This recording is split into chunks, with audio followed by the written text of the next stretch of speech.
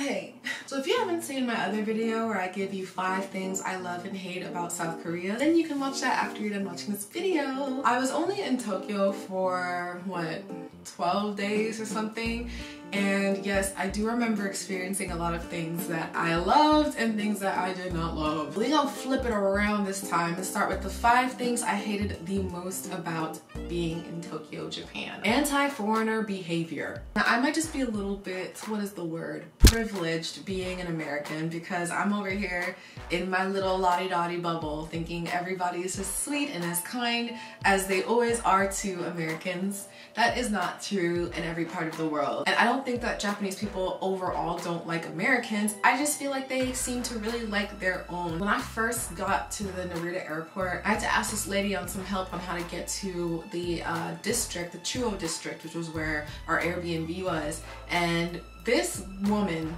looked so bothered by me trying to ask her this question. It was as if I asked her to recite the Bible or something. And I'm like, never mind. I'm sorry. I'm just, you know, I'm gonna go this way. She wrote me this note and she just hands it to me. No smile, no acknowledgement of me being there other than the fact that like she wrote down the note and just passed it to me. But I was like, whatever. And then I got lost on the station. Yes, y'all, I got lost in Tokyo too. Your girl just loves getting lost. I mean, it's a part of the plan, just so you know. I do this on purpose. I had so many people just staring at me. I guess it was because I wasn't quite in Tokyo, because I was like maybe another like 30 minutes away from where I needed to be, or 40 minutes. The sexual harassment on trains. I am gonna make that a story time because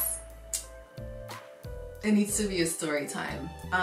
Yeah, I just couldn't believe that something like that happens, but it does. The other thing I would say is the Nigerian men in Roppongi Hills. What are y'all doing? The fact that they were saying mess about my friend who dresses however he wants to dress, like, really upset me. And I can't even tell y'all how much I wanted to fight with them. Like, I was like, God help me so much, because I don't want to get deported. But I was really like shocked at how bold they were to say some of the things that they would say to my girl. I don't really want to detail all of that. I just want to say that it was hate speech. The masculinity is so fragile to them, because if you do anything that screams like feminine, then you are practically going to hell. And it's really sad to me that that was what I was seeing in front of my eyes. I can't speak for my friend. I just feel like, you know, they didn't feel safe, and I wanted them to feel safe at all times being with me. So I felt like I was out of control because I couldn't really do anything about it. Everything was more expensive. You would at the very least be spending $10 a meal or more. I was really nervous because I'm like, yo, like, I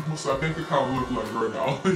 I couldn't enjoy my time there because I was so worried about how much I was spending, since my money was being drained so much quicker than when it was being spent back in Seoul. Kind of knew that Tokyo was going to be like that, but you don't really know things about a country until you visit. I would say the final 5th thing that topped everything for me was there was a lot of little tiny rules. When we had our Airbnb, you had to recycle things in different bins. I just want my trash to go in one thing. I know other, you know, countries and parts of the states even do this, so I mean, whatever. But that wasn't the only small tiny rule. Like, I didn't actually experience the frustration with this as much as my roommates did, because they they had a good old time trying to get into the door the first time they got to our Airbnb. There was like a specific way to get inside. I guess it just wasn't clear enough, so that was something that was scary, because the alarm would go off every single time we would do it wrong. So we had to make sure we did it right. And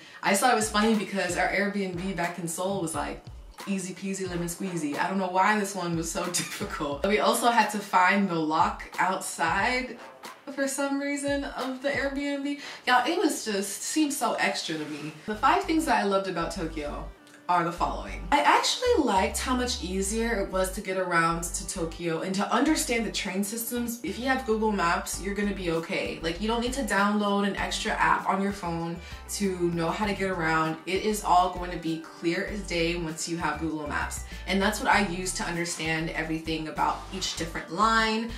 There's like the green line, the red line, and everything is very on point as far as the timing and, like, you know, which station you gotta be at. So you just gotta know the station you're going to. And you already know I'm gonna say I loved how unique, how eccentric, how different, how original the fashion was in Tokyo. Even the cafes were so different. Japan in general does not care to conform to whatever the rest of the world is doing. And I thought that was pretty dope. This is what I kind of came here for. Like, I wanted to see something that I couldn't see back in the States. I felt like I was finally able to be in the atmosphere where everything I had followed for so many years had finally been in front of me for once and in person. And I can't tell y'all like what that meant for me. Like, that meant a lot of people looked at our outfits, me and my two girlfriends, and said that we looked so cute, and they took pictures of us because of how adorable we looked, and I took pictures of other people because of how adorable they looked. And this energy of creativity and art and loudness was just so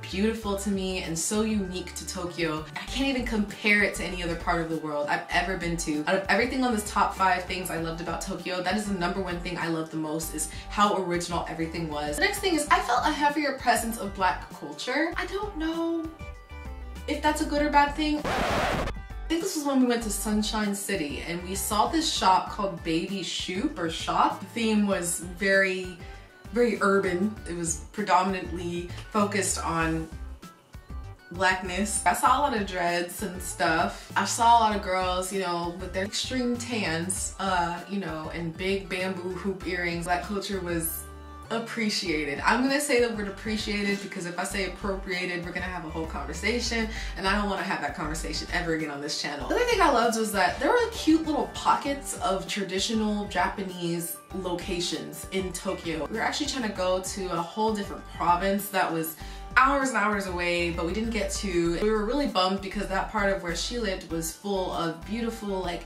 architecture and historical like temples and stuff. So when we went to Asakusa, which is in Tokyo, we felt so better about the situation. Although it wasn't anything like Kyoto, it was like a little taste of it, I guess. It's just so close to everything else that we didn't really have to go out of our way to go there. And also they had like a cool tour that we got and saw, which if you guys want to see the funny vlog that I shared of our rickshaw boys, then you want to click on this video because y'all, that was definitely the most fun I've had in a very long time. At least being chauffeured around, you know. If you know someone that knows the club owners or someone that works in the club, you are going to have a bomb time. Thank God I knew my friend Maya, because if it wasn't for her, I don't think I would have had as much of an experience going to that many clubs in the time that I was there. But yeah, that was definitely the most fun I've had clubbing in Tokyo. If you don't know people, then it's a different story. I remember we clubbed in both Shinjuku and Roppongi, and in this other part, oh gosh, the gay district in Tokyo, I forget the location of it, but all 3 of those places were lit in their own way. But I think my favorite was definitely Roppongi. I really liked Roppongi. I would say Roppongi was like partying in Itaewon. Like, that's how lit it was. Like, I was just turning all the way up. And the last part is just how convenient everything was. I mean, they had so many like places we could purchase stuff whenever we needed to. Being able to find something like lady products in a gas station, like that was really nice. It was like I was getting a whole bundle of Dolly Wink tissues or something. I don't, it's just, it was so adorable. I didn't even want to use it, but I really had to use it. So I definitely will be back. I think I really want to explore more of other places in Japan next time, because I feel like I did as much as I could in Tokyo. I could probably do a few more things, but I just want to get more of a more realer experience of Japan.